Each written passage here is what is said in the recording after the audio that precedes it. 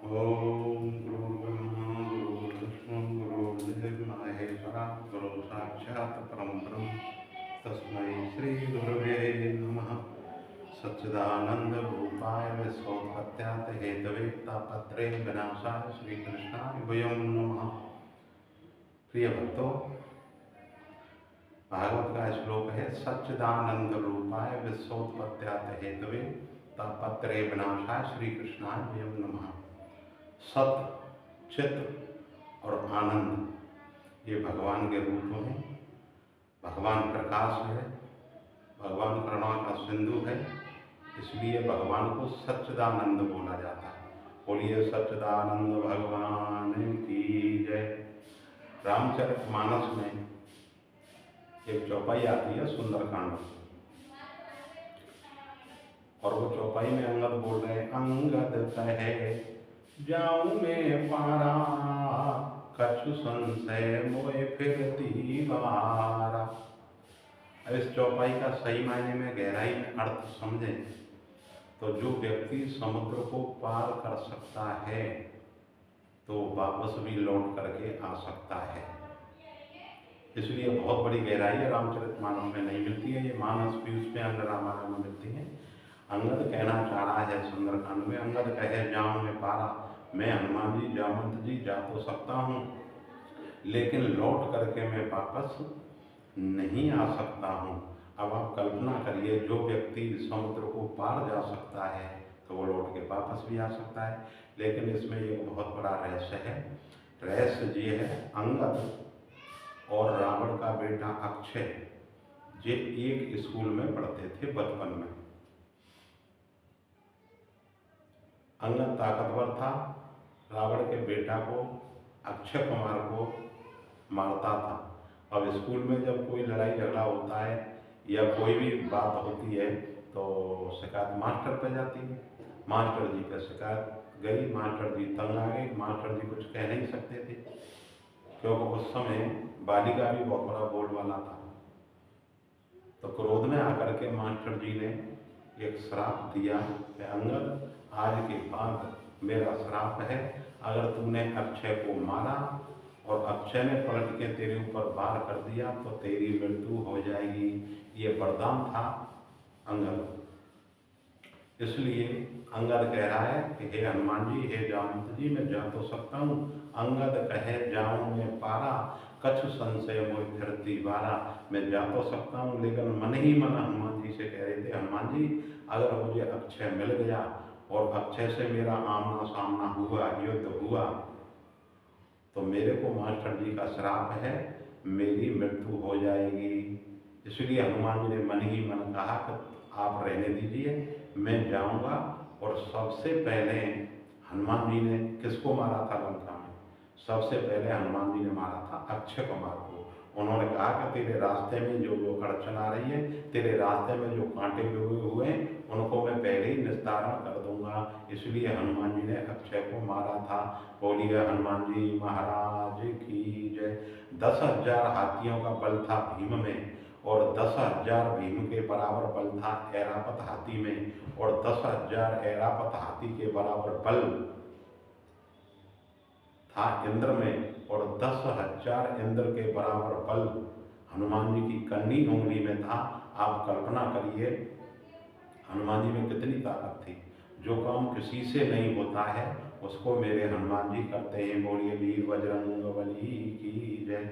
और भक्तों से मैं निवेदन करूंगा, कल जो है हनुमान जयंती है, आप 1 से 8 हनुमान चालीसा का पाठ करिए। 108 नहीं रह सके तो 54 हनुमान चालीसा का पाठ करिए, और 54 भी नहीं हो सकते हैं तो 27 हनुमान चालीसा का पाठ करिए। 27 भी नहीं हो सकते हैं तो 21 हनुमान चालीसा करिए।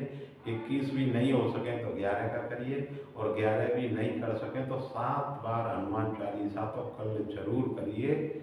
संकट कटे मिटे सब पीरा, और जो सुमरे हनुमत बलबीरा।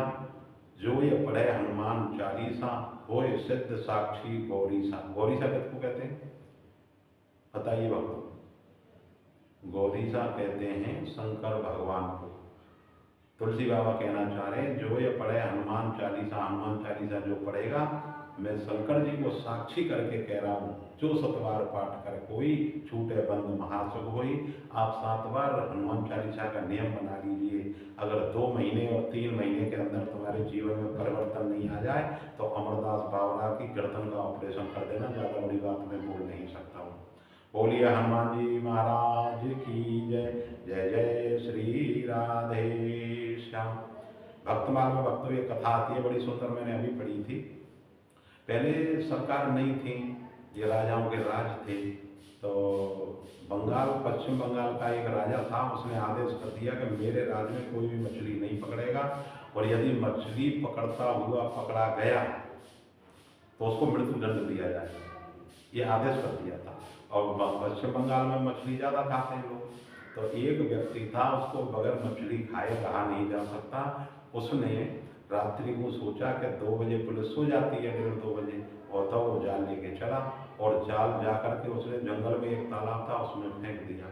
जब वो तालाब में जाल को फेंका तो सामने से देखा तो वो ही राजा हाथी पर चढ़ के आ रहा था, पुलिस उसके साथ थी। अब उसने कहा कि हे मेरे राम जी, हे मेरे प्रभु राम, तुम करुणा के सागर हैं, दया के सागर हैं, और आज आप मेरी मृत्यु को टाल दीजिए, क्योंकि राजा सामने से आ रहा है, कल मृत्यु दंड हो जाएगा, रंगे हाथ पकड़ा गया। तो भगवान ने उसकी इतनी रक्षा करी, क्योंकि भगवान तो हर व्यापक सर्वत्र समाना कण कण में विराजमान है। उन्होंने फिर जो है सद्बुद्धि रही, उसने जाल तो वहीं जाल उसमें तालाब में छोड़ दिया, कपड़े अपने उतारे, और पूरे कपड़े उतार करके स्वापी के 2 लंगोटी बनाई, अपने बदन पे लगा करके और पूरे शरीर पे कीच लपेट करके, और ऐसे ध्यान में बैठ गया वो एकदम। ऐसे ध्यान में जब वो बैठा, अब राजा आया, राजा ने देखा ये तो बहुत बड़ा संत है। राजा ने 3 परिक्रमा उसकी करी, दंडवत प्रणाम किया, मंत्रियों को आदेश दे दिया, सवेरे जो संत जी खड़े हों तो उनके लिए सोना चांदी, आश्रम के लिए जगह और अन्नदान, घी तेल जो भी चाहिए मेरे राजकोष से दे देना।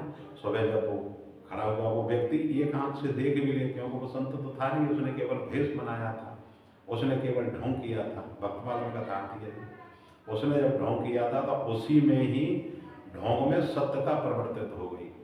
सवेरे जब वो ध्यान से खड़े हुए, मंत्री ने कहा राजा का आदेश है, आपको जमीन चाहिए, जायदाद चाहिए, सोना चांदी, घी तेल, आटा दाल, जो भी आपके लिए चाहिए, और दंडवत प्रणाम करी मंत्री ने। तो उस व्यक्ति ने सोचा मेरा जीवन बीत गया मछली खाते खाते, और अब मैंने केवल भेष बनाया है, ढोंग किया है संत का, अगर मैं असली संत हो जाता तो कितना बड़ा आनंद और कितनी बड़ी जनता मेरे चरणों में गिर जाती। केवल मैंने ढोंग किया है, तो भेष धरने का ये फल है। ये ड्रेस भगवान की होती है। भेष से वैसे कोई भी संत हो सकता है, हृदय से संत होना बहुत टेढ़ी खीर है। तुलसी बाबा ने लास्ट में ये कवित्व लिखा है, अल्प तो अवधिता में भाव सोच कोच, करने को बहुत कुछ क्या क्या कीजिए, पारन पुराणन को वेद को अंत नहीं, वाणी तो अनेक चित्त कहाँ कहाँ दीजिए, छंद के प्रबंध बहु कवि के कला अनंत, रागत और रसीले रस कहाँ कहाँ पीजिए, 100 बातन की एक बात तुलसी बताए जात, जन्म जो सुधारो तो राम नाम लीजिए। आप कोई भी कथा और कोई भी शास्त्र उठा करके देख लीजिए, पूरे शास्त्र को पढ़िए या शास्त्र को सुनिए, लास्ट में आकर के बात रुकती है कि भगवान का भजन करिए। भगवान का भजन करने पे ही सभी शास्त्रों की बात रुक जाती है, और मनुष्य देह पा करके भगवान का भजन करना चाहिए। और जो भगवान का भजन नहीं करता है तो जिन हर हृदय भक्त नहीं आनी, जीवत सब समान थे प्राणी। मनुष्य देह पा करके जो भक्ति नहीं करे, जो भगवान का भजन नहीं करे, वो जिंदा आदमी भी मुर्दे के समान होता है। इसलिए कई बार कई सुंदर कई सुबह शरीरा, नर्तन पाए भजय रघुवीरा। मैं हाथ जोड़ के करवर्त प्रार्थना करता हूँ, 24 घंटा में से 1 घंटा, 24 घंटा में से 12 घंटा भजन करिए, 12 घंटा नहीं करें 6 घंटा भजन करिए, 6 घंटा नहीं कर सकें तो 3 घंटा भजन करिए, 3 घंटा न कर सकें तो 1.5 घंटा भजन करिए, 1.5 घंटा नहीं कर सकें तो 1 घंटा भजन करिए, 1 घंटा भजन नहीं करें तो फिर 84 में जाने के लिए तैयार हो जाइए। भगवान तुम्हारे हाथ हटाएगा, पैर हटाएगा, कान हटाएगा, और सबसे पहले तुम्हें काला सांप बनाएगा। बोलिए राजा रामचंद्र भगवान की जय, सदगुरुदेव भगवान की जय, हनुमान जी महाराज की जय। जय जय श्री राधेश्याम। नमः पार्वती पते हर हर हर महादेव। जय सिया राम।